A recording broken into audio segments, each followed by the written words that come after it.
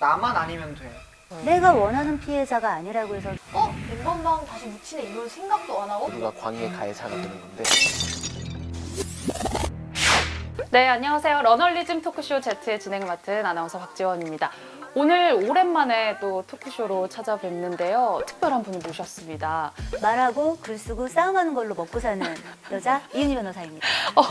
네. 안녕하세요. 류기범입니다. 오늘은요, 우리나라 디지털 성범죄가 끊이지 않는 이유에 대해서 얘기를 나눠보려고 하는데요. 놀라웠던 사실이요. 이번에 텔레그램 엠번방의 가해자 중에 430명 가운데 134명이 10대로 밝혀졌습니다. 여러분은 이 10대의 디지털 성범죄 비율이 이렇게 높아지고 있는데 그걸 체감했었어요? 선생님?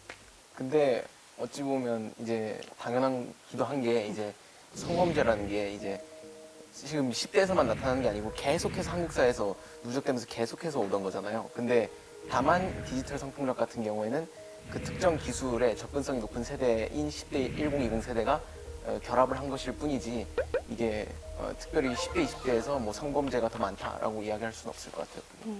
상혁 학생이 말했던 기술의 발달이 무엇인가를 좀 들여다볼 필요가 있어요. 핸드폰을 가지고 뭐를 찍고 쉽게 편집하고 이걸 다시 누군가랑 공유함으로써 노는, 이거는 이 장르에 대한 접근의 문턱이 낮아야 가능한 거예요.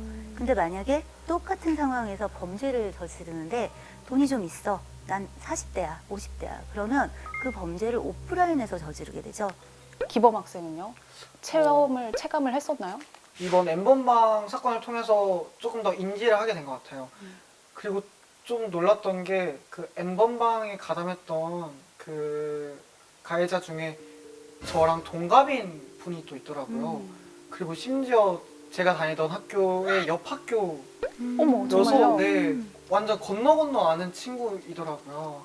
사실 들어왔던 건 그런 성범죄 10대 피해자는 많이 들어봤어도 가해자는 전혀 생각을 못하고 있던 10대는 일단 제 친구들이잖아요. 그래서 제 친구들은 그런 짓을 안 할 거야 라는 그런 생각을 막연하게 하기도 했던 것 같아요. 내 주변에는 없을 거야, 뭐 내 친구들 중에는 아닐 네네. 거야 라는 생각이 많이 있기 때문에 변호사님 보시기에 왜 이렇게 10대의 비율이 높을까요? 10대의 비율은 왜 그렇게 높은 게 아니라 늘 그만큼의 비율의 범죄를 원래 있었나요? 차지했었던 거죠. 저는 이런 생각도 들어요. 청년 문제가 또 결합이 되어 있어요. 돈이 없잖아요. 상대적 박탈감은 많고 뭔가 이렇게 의시되고 싶고 뭔가 이 욕망과 현실의 괴리가 되게 많은 때가 10대, 20대예요. 그런데 온라인은 가상의 사회잖아요. 그렇죠. 거기서 막 푸는 거예요. 불림하고 풀고. 그러니까 어떻게 보면 그 범죄 저지르는 사람들 이렇게 잡아보면서 우리가 깨달은 게 있잖아요.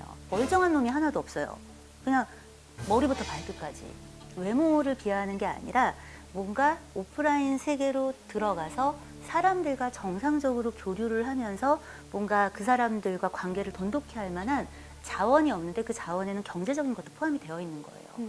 그러니까 이런 상황에서 손에 핸드폰은 쥐어져 있고 이 핸드폰을 활용해서 어떤 짓을 할 수 있는지는 잘 알아. 그냥 이게 10대, 20대인 거예요. 그렇다면 10대들은 이 성범죄에 대해서 어떻게 인식을 하고 있을까 좀 궁금하더라고요. 사실 주변에서도 내가 알지 못하게 성범죄는 많이 일어나고 있는 것 같거든요. 혹시 뭐 지나고 보니까 이거 좀 아닌 것 같은데 했던 경험들 혹시 있나요? 제가 SNS에 익명으로 채팅할 수 있는 링크를 올렸어요.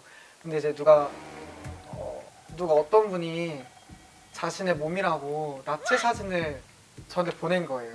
정말 당황했었는데 그 익명의 채팅방은 왜 만든 거예요? 심심해서 이제 그냥 나눠볼까, 얘기를 대화를 나눠볼까. 나눠보고 싶어서. 네. 근데 또 이게 알고 보니까 저뿐만 아니라 많은 친구들이 이런 문제를 겪고 있고 또 익명으로 많이 성희롱도 당하고 있다 하더라고요. 이런 익명의 채팅방도 그렇고 그 아자르 앱 같은 그냥 화상통화, 랜덤 화상통화 그런 것도 학교에서 되게 친구들끼리 많이 하거든요. 근데 그런 걸 하면은 거의 한 번씩은 꼭 그런 분야에 막 그런 걸 보게 된다고 봐야 되거든요. 그리고 그거 말고도 그냥 친한 친구들끼리 하는 대화를 들어보면 서로의 몸 같은 거를 평가하는 그런 농담을 던지기도 하고. 근데 사실 그 친해서 하는 농담이니까 막상 당사자들끼리는 기분이 안 나쁘더라도 나중에 돌이켜보면 이것도 성희롱 아닌가 이런 생각을 하게 되긴 하더라고요. 뒤늦게 이거 좀 아닌 것 같은데 라는 생각이 든다는 거죠. 네. 상혁 학생도 혹시 있나요? 사실 우리나라에 있는 단톡방 중에 상당히 많은 수의 단톡방이 저는 외모 평가로 점철돼 있을 거라고 저는 생각을 합니다. 특히 여성에 대한 외모 평가로 점철돼 있을 거라고 생각을 하는데 저 같은 경우도 그런 단톡방들을 많이 목격을 했고 근데 막상 이제 그걸 보면 그걸 지적하기는 쉽지 않은 거죠. 그렇죠. 그리고 또 내가 속해 있는 친구들, 친구 집단이다 보니까 나서서 막 야 이건 아닌 것 같아라고 말을 하기가 어려울 것 같아요. 혹시 또 주변에서 들었던 것들은 없나요? 이번에 텔레그램 사건에서 제 아는 선배가 피해자셨더라고요. 근데 이제 그게 그 익명 제보방 이런 거여서 네. 스스로가 피해자인지도 모른 채로 피해자였는데 그 사진을 올리신 분이 그 같은 동기였던 거죠, 학교에. 그래서 같은 학교. 네, 그러니까 친구가요? 친하진 않은데 또 마주치는 그런 친구가 자신을 올렸던 거예요. 저에겐 되게 충격이기도 했었고 예전 중학교에서는 이제 여자 선배의 치마 속을 몰카를 찍다가 또 걸리고 근데 학교에서는 또 그걸 쉬쉬하는 분위기가 되고 학교에서 어떤 처벌이 안 이루어졌나요? 선생님들이 쉬쉬하는 분위기고 저도 소문을 이제 야 이런 일 있었대 근데 선생님들이 쉬쉬하고 있어서 이거 말하는 것도 들키면 안 돼 이런 식으로 듣고 그래서 결과는 어떻게 됐는데 보면 그건 몰라 애들 다 약간 이런 분위기더라고요. 정말 예상은 했지만 생각보다 우리 주변에 성범죄가 많이 일어나고 있는 것 같은데요. 친구들이 얘기해 줬듯이 왜 이럴까요? 가장 근본적인 원인은 저는 결국에 한국 사회에 있다고 생각을 해요. 전 세계 어디든 간에 대부분의 사회가 남성 중심주의적인 사회를 구성을 하고 있고 그런 사회 속에서 사실 젠더 권력이 작동하는 한 저는 성범죄를 없애기란 대단히 힘들다. 그래서 사회 구조 자체가 가장 큰 원인이고 그걸 해결해야 된다고 저는 생각합니다. 사회 구조 자체를 먼저 해결해야 된다. 연주 학생은요? 아 들키겠어? 이런 생각도 있을 것 같고 다 하는데 내가 한다고 나 혼자 들키거나 나 혼자 처벌받겠어? 이런 안일한 마음이 있을 것 같긴 해요. 지금 이제 연주 학생 얘기한 것처럼 이게 내가 뭐 이렇게 한다고 누가 알겠어? 혹은 누가 나한테 태클을 걸겠어? 혹은 나한테만 처벌을 하겠어? 다 이런 하는데 마음이 뭐 나한테만 뭐. 나만 아니면 돼. 혹은 제가 하는데 나라고는 안 되겠어? 라는 생각을 하는 분들이 좀 많은 것 같아요. 지금 얘기 들어본 내용들을 다 그대로 오프라인상으로 옮겨놓으면 제가 20, 30대, 1, 20대 겪었던 일들이에요. 회사를 들어갔더니 혹은 대학을 가가지고 동아리에서 이제 뭐 뒤풀이를 하고 모임을 해요. 네. 다 같이 여러 명이 모여가지고 앉아서 닌니 난나 놀고 있는데 누군가 한 명이 저쪽에서 개소리 소리 하기 시작해요. 근데 이 사람이 선배야. 자, 그러면 내가 갑자기 기분이 나쁩니다. 얘기를 하는 게 쉬우냐? 어려워요. 어렵죠. 나한테 해도 말하기가 어렵고 남한테 하는 건 더 말하기가 어려워요. 결국은 문화의 문제인 거예요. 이제 이거 지켜보고 계시는 성인분들이라면 다 해본 경험일 거라고 생각해요. 오늘 우리는 디지털 성범죄에 대해서 얘기하지만 디지털 성범죄는 오프라인의 성범죄하고 별로 다르지 않은 것 같아요. 이런 또 익명성 있는 이런 공간이니까 좀 더 쉽게 일어나는 거예요. 얼마 전에 엠번방 사건 크게 터졌잖아요. 너무 어이가 없어가지고 진짜 여기가 탁 막히는 기분이었거든요. 할 말은 많은데 정말 뭐가 그쵸. 나오지 않더라고요. 그래서 이렇게 대규모로 많은 사람들이 그런 앱을 깔고 그렇게 성범죄를 하고 있었다는 게 되게 놀랐었고 그때만 해도 이제 페이스북에 관련 글들이 엄청 많이 올라오고 저뿐만 아니라 주변 사람들도 되게 많이 놀랐던 것 같아요. 사실 그렇게 놀랍진 않았어요. 왜냐하면 이런 류의 성범죄들이 사실 만연해 있다는 건 우리가 알고 있었지만 조금 쉬쉬하던 내용이었고 그래서 다른 분들이 하시는 것처럼 그렇게 놀라진 않았어요. 저를 놀라게 한 건 한국 사회였어요. 한국 사회요. 갑자기 왜 이래? 이런 느낌? 10년이 넘는 세월 동안 이런 거 허용해 왔잖아요. 더 심한 사이트, 더 심한 사건들이 있고 그 사건들을 보고 있고 그 사건들이 어떻게 해결되지 않고 지나갔는지를 다 알았단 말이에요. 그런데 갑자기 한국 사회가 부글부글 막 화를 내기 시작하는데 너무 놀라운 거예요. 놀라운 다음에는 약간의 그 배신감과 큰 안도감으로 귀결이 됐죠. 안도감은 뭐였냐면 이제라도 관심을 가질 건가 보지? 다행이다 였고요. 그래서 이제 드디어 문제가 해결되는 게 아니라 문제 해결의 시작점쯤에 와서 서 있는 단계라고 생각합니다. 이제 시작이다. 그렇죠. 딱 엠번방 사건 터지고 가해자가 공개가 됐을 때 실제로 친구들이랑 어떤 대화를 주고받았어요? 아까 놀라웠다, 충격이었다 했는데 아까 말씀드렸듯이 그 엠번방에 가담했던 친구가 제 옆 네. 학교였어가지고 원래 얘가 좀 이랬던 애다 이런 식으로 말을 했던 것 같아요. 가해자에 대해서 친구들이. 네, 그렇죠. 저는 그 얼굴 막 공개되고 나서 친구들뿐만 아니라 막 그런 기사 같은 거 댓글 보면 아, 역시 뭐같이 생겼다, 그럴 만하게 생겼다 막 이런 댓글도 막. 근데 사실 저는 또 그런 걸 보면서 그냥 어디서나 볼 수 있을 법하게 생긴 거예요. 그런 거에 대해서 약간 좀 소름 끼치고 무서웠다고 해야 되나? 뭐 저도 다 주변에서 가해자 때리기에 집중을 했죠. 근데 가해자를 이렇게 때리기만 하면 되게 마음은 편할 것 같긴 한데 이렇게 하는 게 맞는 것인가? 결국에 더 중요한 문제는 따로 있지 않은가? 사회가 악마를 키웠다. 뭐 이렇게 얘기도 하고 모든 관심과 여론이 다 가해자에게 쏠리는 것 같은데 이런 거에 대해서 10대 학생들은 어떻게 생각해요? 저는 피해자에 대한 생각이 먼저 들긴 해요. 가해자에게 그런 사회적 악마 이런 타이틀이 붙으니까 거기에 이제 어이가 없는 거죠. 가해자가 뭔데 아까 말씀해 주셨던 것처럼 찌질의 궁상인데 왜 이런 타이틀을 달아주냐? 네 그런 거죠. 그 피해자가 왜 피해를 받는지 어떻게 노출됐는지를 생각을 해봐야 될 것 같다는 생각이 좀 들었습니다. 근데 또 이렇게 생각할 수도 있지 않을까요? 가해자에게 집중이 되다 보니까 국민청원도 막 올라오고 처벌을 더 강화할 수 있고 그게 예방으로도 갈 수 있지 않을까요? 문제는 우리가 그 사건은 잘 처리됐느냐와 그 사건도 처리됐느냐로 그 사건의 유의미성은 달라져요. 그 사건도 잘 처리됐어는 그 이후에 비슷한 사건들은 잘 처리가 되는 영향력을 미친 거예요. 지금 잘 생각해보면 아직까지 우리 사회의 성범죄들 대부분이 그 사건은 잘 처리됐어. 인 사건들이 대부분 많아요. 피해자에는 되게 다양한 종류의 사람들이 있어요. 지금 우리가 그 피해자들 보호할 수 있는 사회인가? 아니에요. 내가 원하는 피해자가 아니라고 해서 너는 피해자 아니야. 넌 돈 받았고, 넌 돈 받고 네 영상을 넘겼으니까 넌 피해자 아니야. 뭐 너는 보호해야 될 사람, 너는 보호하지 말아야 될 사람. 이 구분을 하기 바빠서 실제 이런 어떤 상황들에 대해 우리가 어떤 시선으로 이 가해를 하고 착취를 하는 것들을 비판하고 의율할 것인가에 대한 담론은 단 반발자국도 아직 나아가지 않았어요. 무조건적으로 가해자에게 네. 막 스포트라이트를 해서 네. 어떤 프레임을 씌우고 그게 중요한 게 그건 아니다. 소비하는 거죠. 정확히 얘기하면 이 기존의 어떤 문제들이 해결되지는 않아요. 어쨌든 이런 게 있어라는 걸 알린 효과까지 있는 네. 거예요. 우리는 그거를 인정해야 됩니다. 그리고 그거에 대해서 10대들에게밖에 또 희망을 걸 수가 없어요. 1, 20대이기 때문에 이 문제에 대한 목소리나 요구를 적극적으로 할 수 있는 계층이기도 한 거예요. 갑자기 책임이 막중해졌어요. 이제 내 책임을 떠넘기고 이제 그러네요. 집에 갈 거예요. 아직도 엠번방 얘기를 많이 하기는 하나요? 사실은 이제 점점 안 하죠. 여기서 이런 엠번방 얘기를 해가지고 다시 좀 생각하게 된 거지. 엠번방 다시 묻히네 이런 생각도 안 하고 또 새로운 얘기 나오고 이렇게 된 거지. 그러니까 그 엠번방 사건 이슈를 보면서 나나 내 주변 사람이 피해자가 될 수도 있겠어라는 생각을 이 엠번방 사건이 주기는 했나요? 네. 저는 누나가 2명이라 더 무서웠어요.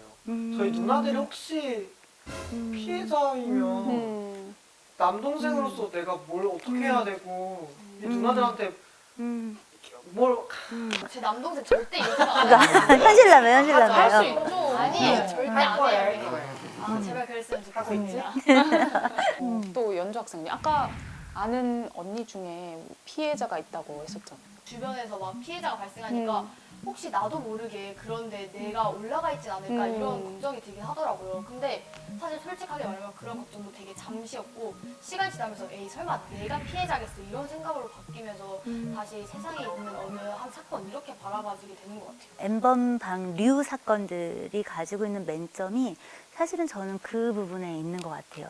그 시간이 좀 지나고 나면 일단 내 사건이기보단 남의 사건으로서 좀 이렇게 와닿을 확률이 높은 거예요. 그 맥락에서 성인지 감수성에 대한 교육이 잘 안 이루어져서도 이런 일이 많이 벌어지는 걸까요? 이 성인지 네. 감수성이라는 거 사실 네. 화제가 된 게 불과 얼마 안 대법원이 됐어요. 그 표현을 쓰면서 그쵸? 2018년에 갑자기. 성폭력 사건을 심리할 때는 피해자가 처할 수 있는 불평등 상황 같은 다양한 사정을 살펴야 한다는 성인지 감수성 원칙이 이 성인지 감수성이라는 말 많이 들어봤어요? 저 뜻을 몰라요. 네, 저도 뜻은 몰라가지고 뜻 그냥 쉽게 법률 용어. 얘기하면 피해자가 처한 특수한 사정들에 대해서 감안하고 그 입장에 대해서 충분히 배려하면서 바라봐야 된다라는 지극히 보편적인 인문학적 감성인 거거든요.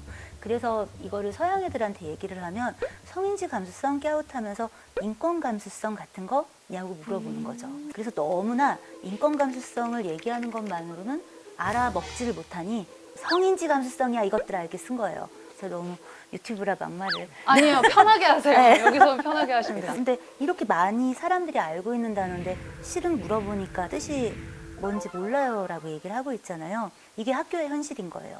이게 우리 사회의 현 주소고. 그러면 평소에 뭐 성에 대한 인식 이런 게 부족했구나라는 걸 느꼈던 적이 있나요? 아, 많죠. 언제 느꼈어요? 제가 이제 여대 근처에서 알바를 하는데 네. 쇼컷을 하시는 분들이 몇몇 오세요. 그래서 제가 무의식적으로 남성분이라고 생각을 하면은 여성분인 경우가 있더라고요. 그래서 그분들에게 굉장히 죄송했고 그쵸, 머리가 짧으면 남자일 것 같다라는 그런 생각, 잘못된 생각. 그죠? 그리고 또 제가 친누나가 2명이 있는데 이제 누나들을 보고 자랐으니까 귀를 넘기던 이런 습관이 있었어요. 저는. 그래서 성격이 남고에서는 쉽게 보지 못하는 성격을 가지고 있더라고요. 제가 굉장히 막 여성스럽고 아 이런 단어는 좀 그쵸. 네. 네. 그래서 그 친구들이 저에게 막 성적 놀림을 한다든지 저도 아까 전에 기범 오빠가 말했던 것도 있는데 저도 여성스럽다, 남성스럽다 이런 단어 진짜 저도 모르게 많이 쓰는 단어들 표현이란 말이에요. 친구가 네. 예쁜 뭐 원피스 같은 거 입고 오면 야 너무 여성스러워, 야 진짜 예뻐 이런 식으로 칭찬하게 되니까 의문. 칭찬으로 했던 말인데도 이 표현이 맞나 이런 의문을 갖게 되는 거죠. 맞아요. 근데 뭐 저도 한국 사회에서 남성으로 살면 사실 모두가 광의의 가해자가 되는 건데 저도 뭐 여성 비하가 담긴 뭐 욕설을 쓴다던가 아니면 소위 말해 피시하지 못한 표현들 이런 거 일상 속에서 자주 썼고 그다음에 지금도 습관적으로 나오기도 하고 제가 로스쿨 다닐 때도 그 옆자리에 있는 나이 어린 여학생한테 앞자리에 있는 교수님 술잔 비었으니까 따라주라고 자꾸 하는 남학생이 있는 거예요. 근데 이제 그때 제가 그만 좀 해요 제발 이렇게 해가지고 네. 그 자리에서 저보다 나이가 많은 남학생 하나가 저에게 넌 가서 보톡스나 맞고 와 이런 개소리를 했는데 그때 수험기간 진입이어가지고 에라 너무 신경 써서 공부에 방해받지 말자 때문에 침묵을 했던 경험이 있어요. 저조차도 그게 얼마 안 됐어요. 10년 이내 이제 상황들이란 말이에요. 그래서 이게 그냥 생활 속에서 굉장히 쉽게 우리가 접근하게 되고 뭔가를 발견하게 되는 성인지 감수성 부족 사례들이 아닌가 그런 생각이 들어요. 이런 사건들은 계속 쏟아질 텐데 교육은 잘 이루어지고 있는가 우리 10대들에게 물어봐야죠. 혹시 학교에서 성교육 같은 게 잘 이루어지고 있나요? 사실 좀 약간 좀 소름이었던 게 오늘 온라인 수업 했던 게 딱 디지털 성범죄 교육인 거예요.